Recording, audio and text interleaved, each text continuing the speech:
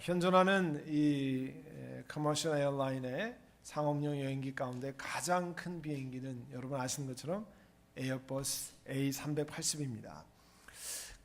모두 이코노미석으로 좌석을 만들면 자그마치 853명을 태울 수 있다고 하니까 얼마나 큰지 알 수 있죠. 이 에어버스 380이 이륙할 때 맥시멈 무게가 몇 톤까지 얼마까지 이렇게 할 수 있냐면요, 키로로 따지면 57만 5천 키로를 파운드로 하면 127만 파운드를 들고 이제 올라가는 겁니다.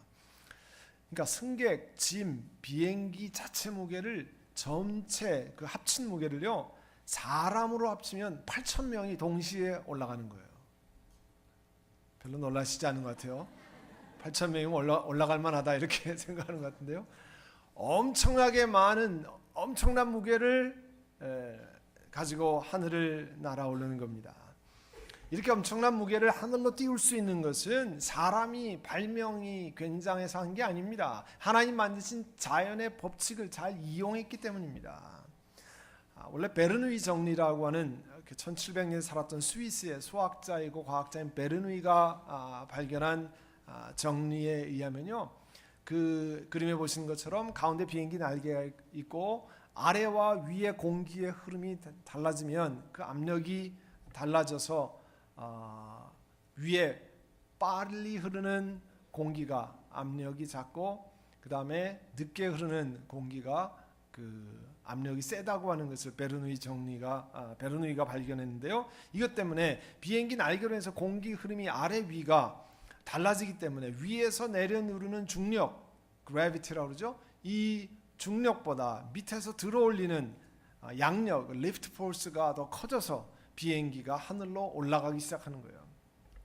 그 무거운 것이 하늘을 납니다. 저는 비행기 탈 때마다 너무 신기해요. 이 엄청난 길이 하늘로 올라가는, 저는 제 몸뚱아리 하나 날려보낼 수가 없는데 그 많은 것이 올라간다. 너무 신기해요. 신기한 하나님의 법칙입니다. 그런데 중력은 세상 어디에 가든지 미칩니다. 똑같이 우리 인생에겐요, 죄의 소원이 마치 이 중력과 같습니다. 사람이 어디에 있든지 무엇을 하든지 죄에 대한 유혹이 계속 있습니다. 악한 것을 하고 싶은 그런 죄의 소원이 우리 마음 가운데 있습니다.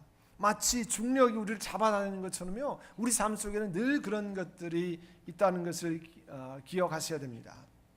그런데 물체를 띄우는 이 양력, 리프트 포스가 세지면 땅으로 내려누르는 중력을 이기고 물체를 하늘로 띄우는 것처럼 영적인 세계에서도 유사한 법칙이 있습니다.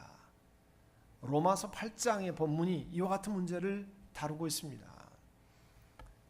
그 자연의 비밀을 알면 그 엄청난 것이 하늘을 뜨는 것처럼 영적인 비밀을 알면요, 영적으로 우리도 뜰 수 있습니다. 여러분 뜨는 거 좋아하시잖아요. 안 좋아하세요? 오늘 뭐 기분이 안 좋으신 것 같아요. 영 이렇게 표정을 안 지시는 거니까. 네, 로마서 오늘 본문 앞쪽에 보면 7장에 율법을 쫓아 살면 삶이 얼마나 미저러블해지는지, 율법을 쫓아 살면 얼마나 우리가 감당이 안 되는지 그런 좌절을 사도 바울이 보여주고 있습니다. 그래서 로마서 7장 21절 이하에 이렇게 고백해요. 나는 하나의 법칙을 발견했습니다. 나는 선을 행하려고 하는데 그런 나에게 악이 붙어 있다는 겁니다. 우리의 고백과 똑같잖아요. 난 선을 행하려고 하는데 목사님 잘 안 됩니다.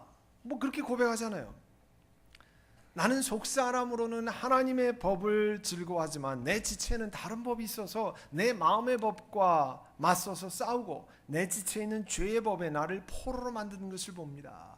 사도 바울이 오죽하면 나는 비참한 사람입니다. 여러분, 사도 바울이 그런 고백을 했습니다. 누가 이 죽음의 몸에서 나를 건져주겠습니까? 왜냐하면 내가 선한 일을 하려고 하는데 내 육신의 소원이, 죄의 세력이 나를 사로잡아서 그렇게 자꾸 안 하게 만드는 것을 보고 그것을 잘 발견했던 사도 바울이 나는 비참한 사람입니다. 누가 이 죽음의 몸에서 나를 건져내겠습니까? 이런 고백까지 했습니다.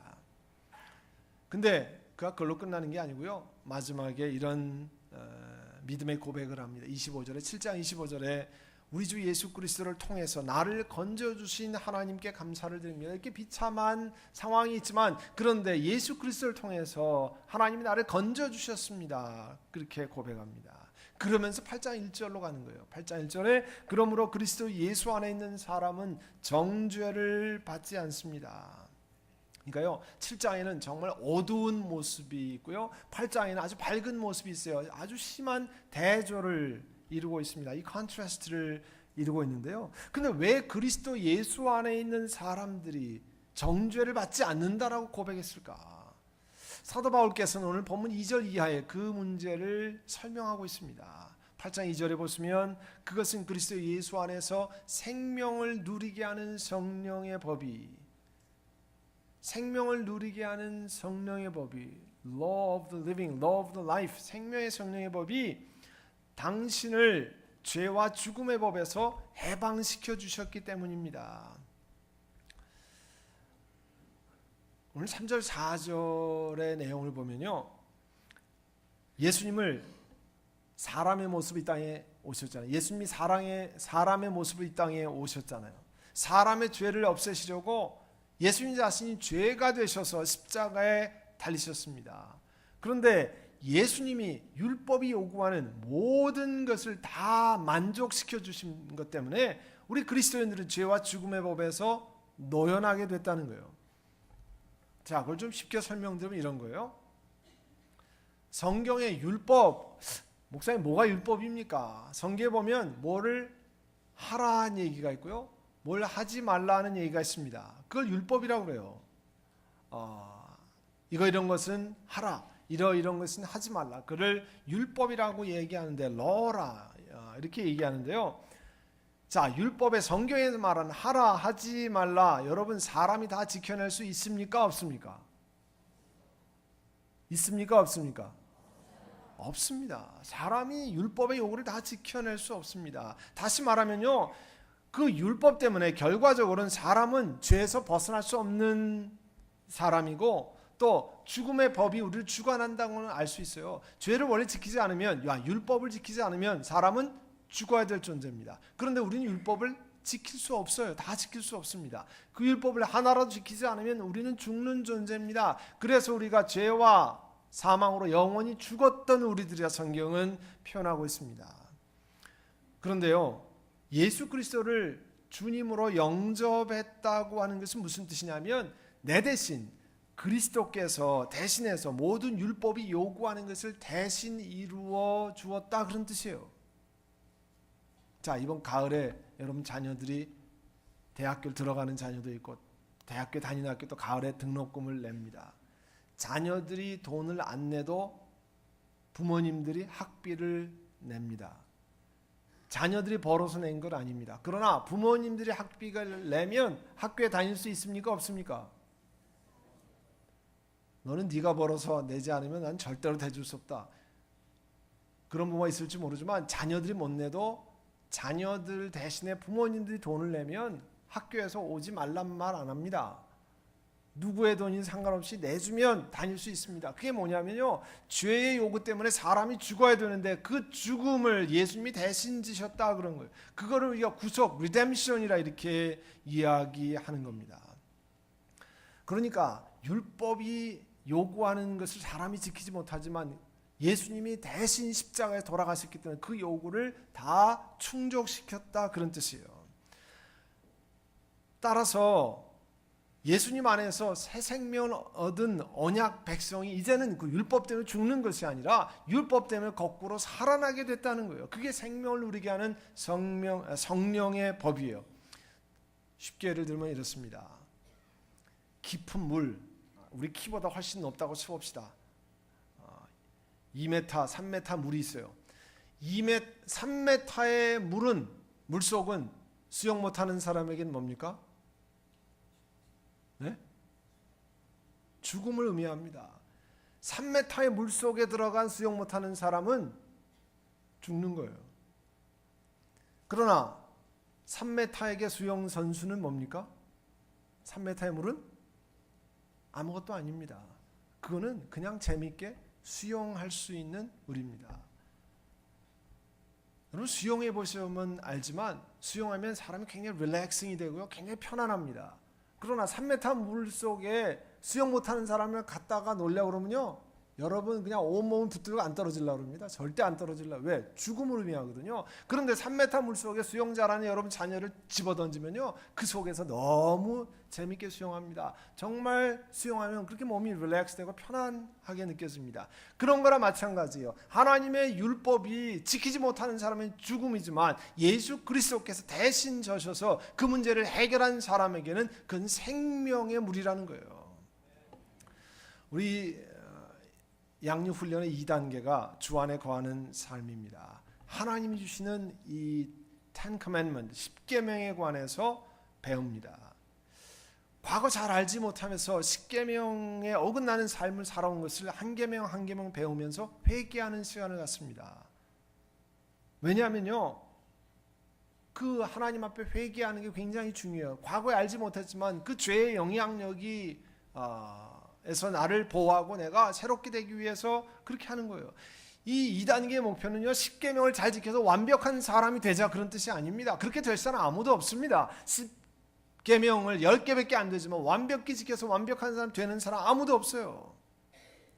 여러분 빅베어에 올라가려면 우리 교회에서 한 2시간 걸리죠.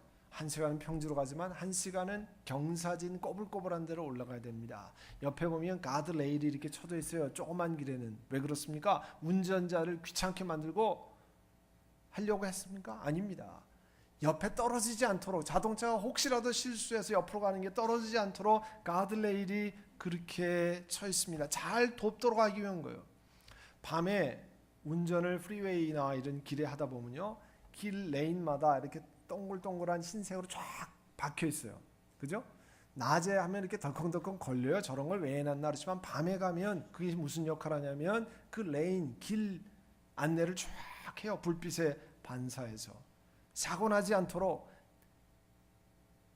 뭐 내 길, 네 길이 상관없이 달리는 사람에게는 감당이 안 되지만 자기 길을 잘 지켜서 사고 나지 않도록 목적지까지 가도록 도와줍니다. 10계명이, 주의 말씀의 율법이 이와 같은 역할을 합니다. 우리 삶이 이 세상을 마칠 때까지 잘못된 길로 가지 않고 복된 길로 가서 하나님의 축복을 누리도록 바른 길로 인도하는 역할을 주의 율법이 하는 겁니다.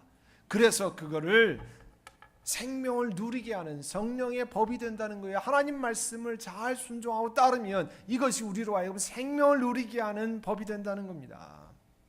그래서 4절에 보면 육신을 따라 살지 않고 성령을 따라 사는 우리가 율법이 요구하는 바를 이루게 하신 거라는 거예요. 예수 믿는 우리는 예수님을 구세주로 영접할 때 하나님의 성령께서 우리 가운데 거하십니다. 오늘 마침 외운 구절이 고린도전서 3장 16절에 너희가 하나님의 성전인 것과 하나님의 성령이 너희 안에 계시는 것을, 하나님의 성령이 누구 안에 있어요? 너희 안에, 그리스도의 회중 안에 계시는 것을 알지 못하느냐 그랬잖아요. 이제 우리 가운데 초이스가 생겼어요. 뭐냐면 육신을 따라 살든지 하나님의 영을 따라 살든지 그거는 우리가 선택해야 됩니다. 하나님이 강제로 그렇게 하게 하지 않으세요. 예수님이 십자가에 달리심으로 죄, 사망은 사실 십자가에 못 박혔습니다. 그래서 예수님이 부활하심으로 그 모든 죄의 능력이 무장 해제됐습니다. 그렇지만 죄는 아직도 완전히 물러가지 않고 우리 사람이 육신을 조정해서요, 하나님이 우리에게 허락하신 자유를 누리지 못하도록 계속 싸움을 걸어오는 거예요. 계속 집적되고 우리로 하여금 하나님께로 나가는 것을 방해하도록 만듭니다. 압박하고 유혹하고 위협해요. 그래서 우리 그리스도인들에게는 두 가지 삶의 방식이 있습니다. 그거를 5절 이하에서 설명하고 있어요. 오늘 본문에 하나님의 영을 따라 사는 방법하고 육신으로 사는 것의 차이를 말하고 있어요. 그런데 이 두 가지 다른 삶을 설명하면서 중요한 키가 되는, 열쇠가 되는 것이 생각이에요.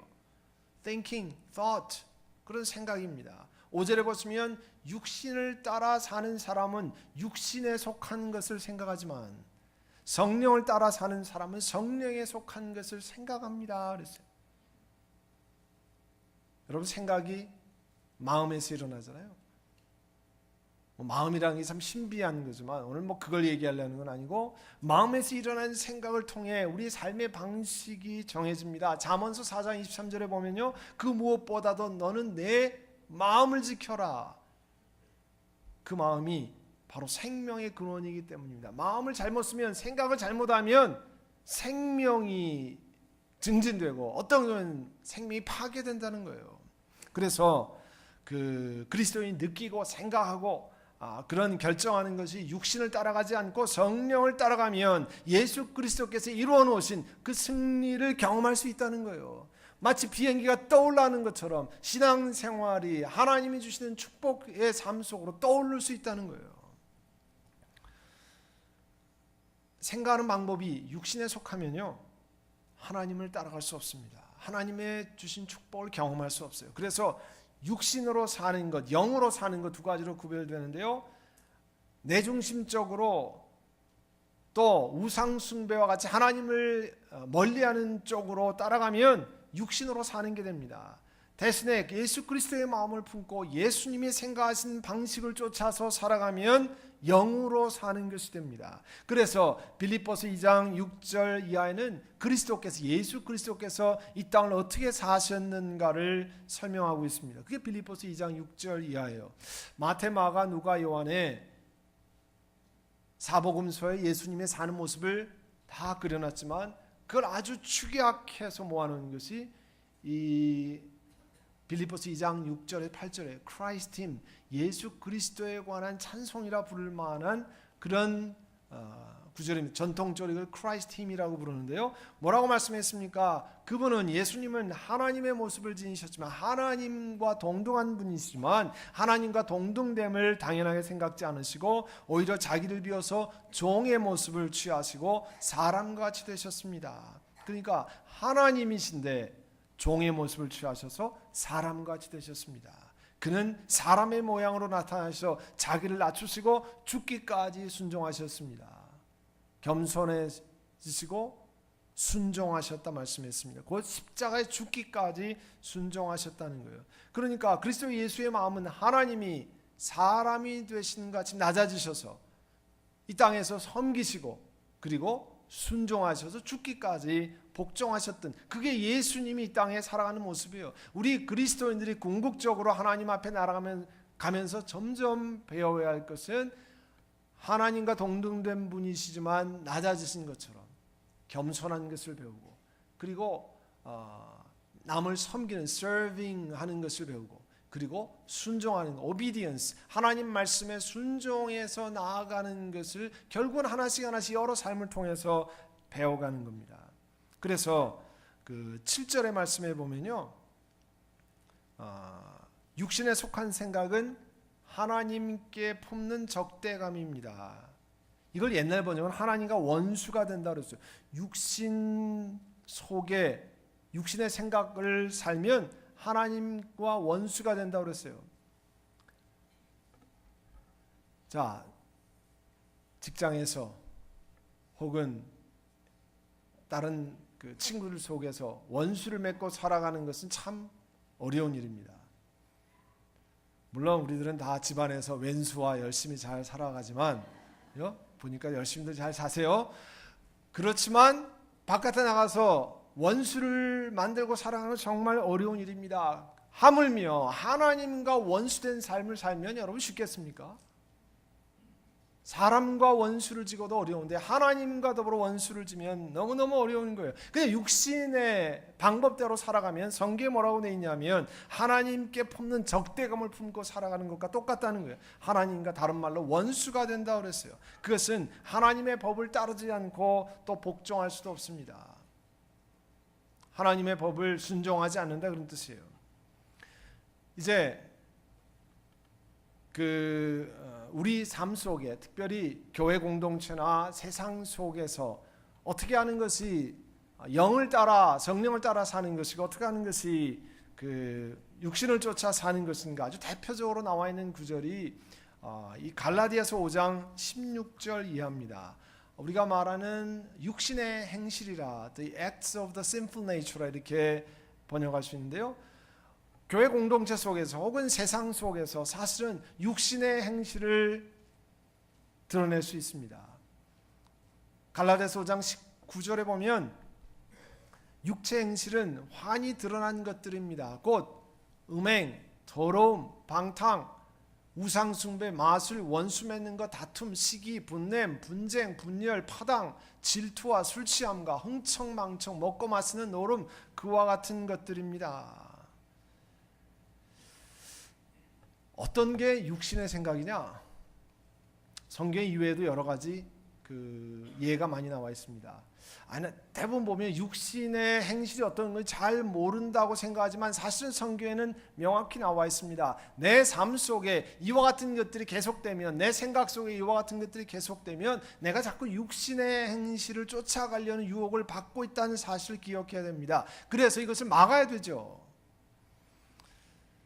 왜냐하면 이렇게 하나님과 대적하는 일을 하면 하나님의 나라를 궁극적으로 상속받지 못할 가능성이 자꾸 높아지는 거거든요.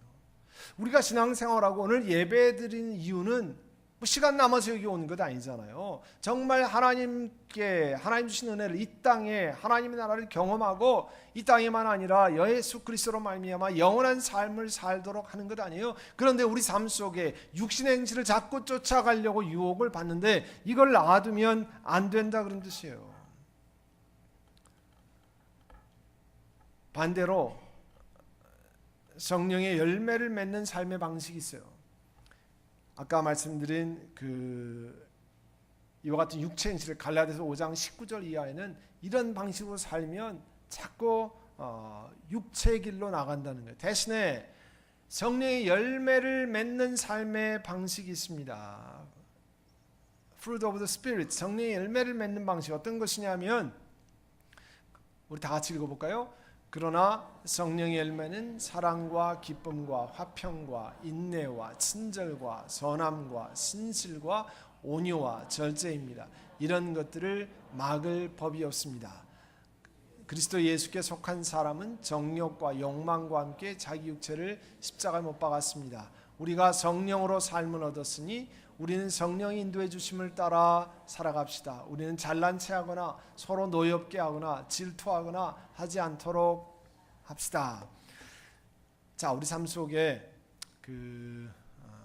성령의 열매를 맺는 것, 성령의 열매는 시간이 많이 걸립니다.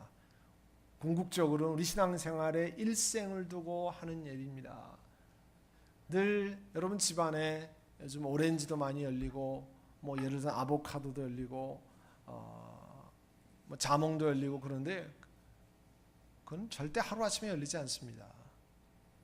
오랜 시간이 걸려야 엽니다. 양분을 빨아들이고 많은 풍파를 지난 다음에 열립니다. 마찬가지입니다. 여러분 삶 속에 하나님, 자, 내가 참을 수 없습니다. 내가 감당이 안 됩니다. 그럴 때 성령의 열매는 인내라고 그랬잖아요. patience라고 그랬잖아요. 하나님 내게 은혜를 주셔서 참을 수 있는 은총을 주시기를 원합니다. 성령 하나님, 내가 자꾸 분노하는데 그래서 참을 수 있는 은혜를 주시기를 원합니다. 내가 친절함을 자꾸 잃어가는데 하나님 내 영혼 가운데 kindness, 친절함을 할 수 있도록 도와주시기를 원합니다. 하나님 내가 대강하고 그냥 이랬다 저랬다 하는데 하나님은 faithfulness, 신실함을 누릴 수 있도록 그렇게 할 수 있도록 도와주시기를 원합니다. 하나님 내가 self-control, 절제가 안 됩니다. 뭘 시작하면 이게 끝장을 봐야 되는데 하나님 절제할 수 있도록 하나님을 섬기는 그런 시간을 낼 수 있도록 하시기를 원합니다. 그게요 하루아침에 되지 않아요. 시간이 지나면서 이런 것들을 해야 됩니다. 그래서 예수께 속한 사람은 정욕과 욕망과 자기 육체를 십자가에 못 박았습니다. 그때 기억하셔야 할 것은 하나님 예수 그리스도로 말미암아 내 욕심이, 내 분노가 혹은 내 절제하지 못하는 것이 십자가에 못 박혔으니까 내가 더 이상 그것과 상관이 없습니다. 하나님 내가 바른 길로 갈 수 있도록 하나님 은혜를 주시기를 원합니다. 기도해야 됩니다. 성령 인도하심을 따라 살아가는 거예요. 그래서 25절에 보면 우리는 잘난 체하거나 이거 보면은 선교회나 구역에나 친구들과 만나서 잘난 체한 사람들을 만나면 여러분 기분이 좋습니까? 예? 나도 잘난 체 하면 되니까 괜찮습니까? 잘난 체 하면요 집에 와서도 굉장히 기분이 안 좋아요. 아이 나 그 모임에 다시는 안 간다. 걔 잘난 체 하는 거나 도저히 못 봐주겠다. 여러분 잘난 체 하고 싶은 사람은 저를 찾아오세요. 제가 들어드릴 테니까. 뭐 그런 얘기 있어요.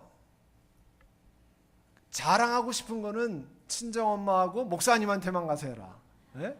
친정엄마는 잘 들어주잖아요. 목회자는 들어주는데 다른 사람은 자랑하는 걸 못 들어준단 말이죠. 그러니까 잘난 체하거나 서로 노엽게 만들거나 내 말로 인해서 다른 사람이 노여워질 수 있느냐, 다른 사람이 질투할 수 있느냐, 이런 것을 생각해서 성령의 열매를 맺을 수 있도록 하는 일은요 그냥 되는 일이 아닙니다. 성령 하나님께 의지하고 여러분 공동체 속에서 사는 건요 대단히 주의해야 돼요. 내 말을 주의해야 되고 내 행동을 주의해야 되고 다른 사람을 늘 내 염두 가운데 둬야 됩니다. 그렇지 않으면 사람들이 상처받고 어렵고 힘들어집니다. 그럴 때 그런 걸 저나 여러분이나 다 주고받을 수 있어요. 그러면 해결하는 방법이요, 그걸 깨달았으면 사과하고 하나님 앞에 회개하고 그렇게 나아가는 거예요.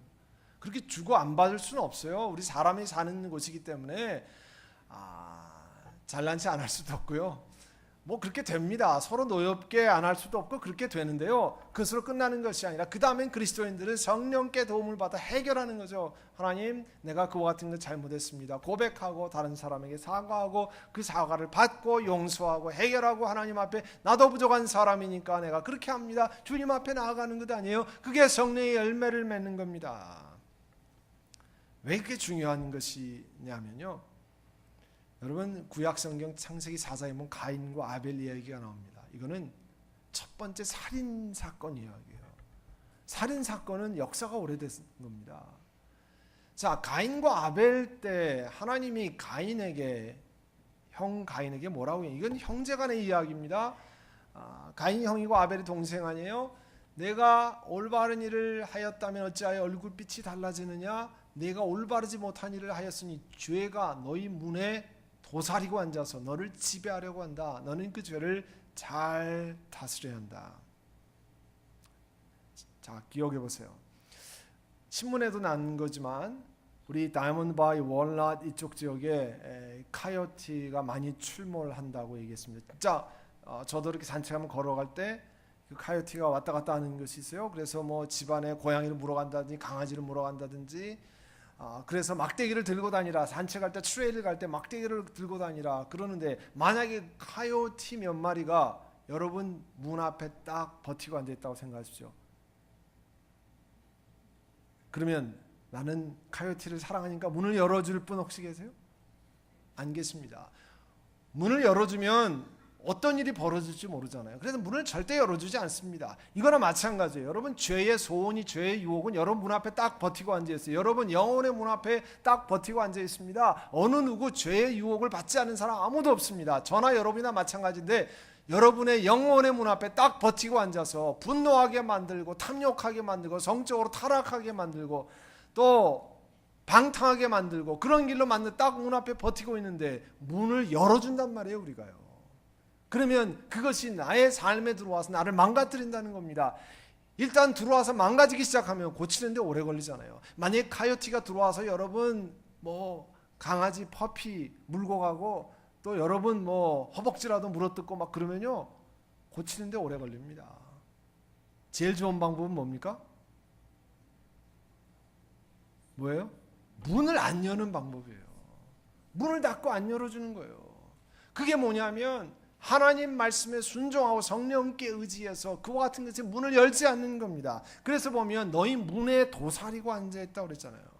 그래서 죄의 세력에게 문을 열어주는 것, 그 대표적인 것이요, 하나님 말씀에 불순종하는 것, disobedience to the word of God. 하나님 말씀에 불순종하면 그와 같은 영혼의 카요디에게 문을 열어주는 거예요. 그래서 나를 망가뜨리는 겁니다.